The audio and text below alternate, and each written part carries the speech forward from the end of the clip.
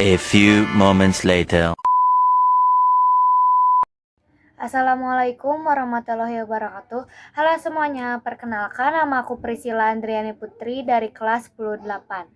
Kali ini kita akan membahas sesuatu yang sangat penting dalam dunia kimia, yaitu sistem periodik unsur atau yang sering kita kenal sebagai SPU. SPU adalah tabel yang berisi semua unsur kimia di dunia, disusun berdasarkan kemiripan sifat dan kenaikan nomor atomnya. Tapi teman-teman tahu gak, SPU yang kita gunakan sekarang adalah hasil dari ratusan tahun penelitian para ilmuwan. Nah, yuk kita bahas bagaimana sejarah berkembangnya hingga menjadi bentuk modern seperti sekarang. Yang ke-1 ada sejarah dan perkembangan sistem periodik unsur. Yang pertama ada dari triade Dobereiner pada tahun 1829. Awal mula sistem periodik dimulai oleh Johann Wolfgang Dobereiner dari Jerman. Ia mengamati bahwa beberapa unsur memiliki sifat kimia yang mirip dan bisa dikelompokkan tiga-tiga, yang disebut triade. Contohnya adalah kalsium, strontium, dan barium. Uniknya, massa atom unsur di tengah hampir sama dengan rata-rata dua unsur di pinggirnya. Walau masih sangat sederhana, gagasan ini menjadi langkah pertama menuju sistem periodik. Yang kedua ada Octave Neuland tahun 1864. Beberapa puluh tahun kemudian, John Newlands dari Inggris mencoba mengelompokkan unsur berdasarkan kenaikan massa atom. Ia menemukan pola bahwa setiap unsur ke-8 memiliki sifat mirip dengan unsur pertama, seperti nada-nada dalam musik, sehingga ia menyebutnya hukum oktav. Namun, teorinya hanya cocok untuk unsur ringan, sehingga banyak ilmuwan lain yang belum sepenuhnya setuju. Meskipun begitu, ide Newlands menunjukkan bahwa unsur memiliki keteraturan tertentu. Yang ketiga ada sistem periodik Mendeleev tahun 1869. Tahun 1869 menjadi momen penting dalam sejarah kimia. Ilmuwan Rusia Dmitri Ivanovich Mendeleev berhasil menyusun sistem periodik pertama yang ilmiah.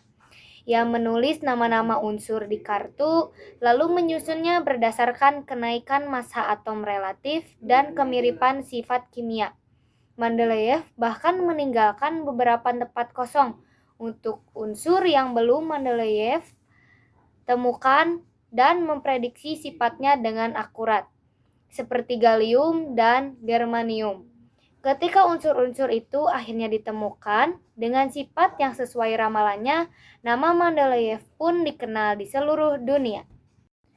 Dan yang terakhir atau keempat ada sistem periodik modern dari tahun 1913 sampai sekarang. Beberapa tahun kemudian, ilmuwan muda Inggris bernama Henry Moseley menemukan bahwa nomor atom bukan massa atom yang menentukan sifat kimia suatu unsur. Sejak saat itu, tabel periodik modern disusun berdasarkan kenaikan nomor atom. Sistem ini menjadi dasar SPU modern yang kita pakai sekarang. Dengan 18 golongan atau kolom dan 7 periode atau baris dan disusun berdasarkan konfigurasi elektron. Oh my god, what is that? Oh my god! Nah, setelah tahu sejarahnya, sekarang kita bahas tentang sifat-sifat keperiodikan, yaitu sifat-sifat unsur yang berulang secara teratur dalam tabel periodik, yaitu sifat keperiodikan unsur. Yang pertama ada jari-jari atom. Jari-jari atom menunjukkan ukuran atom dalam satu periode dari kiri ke kanan. Jari-jari atom mengecil karena jumlah proton meningkat sehingga tarikan inti terhadap elektron makin kuat.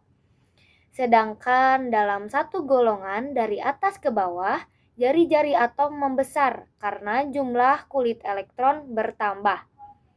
Yang kedua ada energi ionisasi. Energi ionisasi adalah energi yang diperlukan untuk melepaskan satu elektron dari atom netral. Dalam satu periode atau kiri ke kanan, energi ionisasi meningkat karena gaya tarik inti makin besar. Sedangkan dalam satu golongan atau atas ke bawah, energi ionisasi menurun karena elektron semakin jauh dari inti atom. Yang ketiga ada afinitas elektron. Afinitas elektron adalah energi yang dilepaskan ketika sebuah atom menangkap satu elektron. Semakin besar afinitas elektron, semakin mudah atom menerima elektron. Dalam satu periode ke kanan,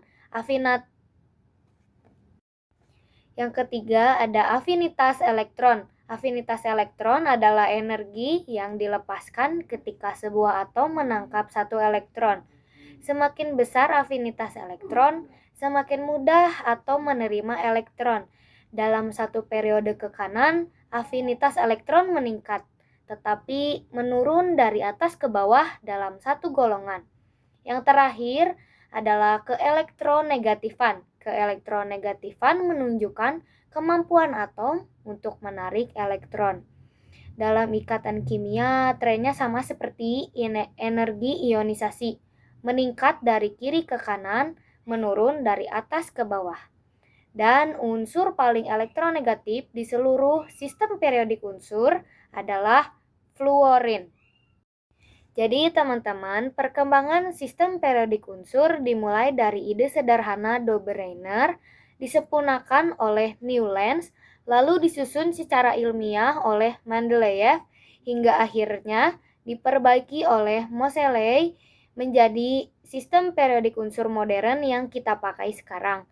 Sistem periodik unsur bukan hanya tabel biasa, tapi hasil perjalanan panjang ilmu pengetahuan yang membantu kita memahami di dunia kimia dengan lebih mudah.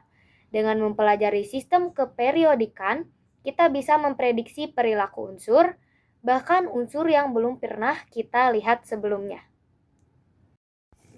Sekian penjelasan sejarah perkembangan dan sifat keperiodikan unsur. Terima kasih sudah menonton. Wassalamualaikum warahmatullahi wabarakatuh.